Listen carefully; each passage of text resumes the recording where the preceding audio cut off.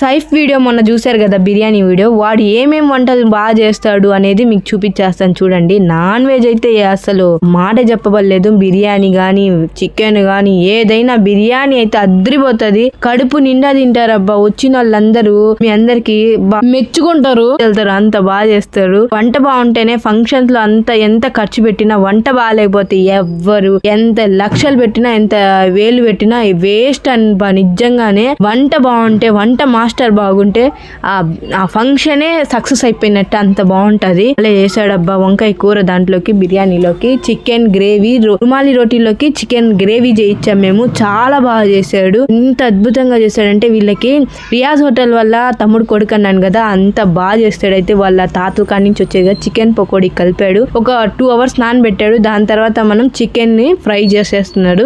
బిర్యానీలోకి మళ్ళీ juicy chicken గాని చేసాము. చాలా బాగుంది, అస్సలు మిగలలేదు. ఇదైతే అంత అద్భుతంగా తయారు చేశాడు. అబ్బా, సైఫా లేదా మజాకా అన్నట్టు చేస్తాడు ఏమైనా వంట చేస్తే. చూడండి, ఇది కూడా బాగా సూపర్ గా, అసలుకి నాకైతే ఫేవరెట్ అయిపోయింది దీని డిష్ కి. తర్వాత కద్దు కా ఖీర్ చేయించాము. కద్దు కా ఖీర్ గాని స్వీట్ గాని అద్దరు కొట్టేసాడు. వాడికి ఏది రాని అనుకోండి, ప్రతి ఒక్కటి వండుతాడు. మీరు ఏది వెజ్ అయినా నాన్ వెజ్ అయినా మేము బిర్యానీ అయితే టేస్ట్ చేసేస్తున్నాం వేడి వేడి మీద. భలే ఉన్నిందబ్బా. మీరు ట్రై చేయాలనుకుంటే వాడిని కాంటాక్ట్ చేసేసుకోండి. ఎలా కాంటాక్ట్ చేయాలి అనుకుంటున్నారా కామెంట్ చేయండి. ఇంకా లైక్ చేయండి, షేర్ చేయండి, సబ్స్క్రైబ్.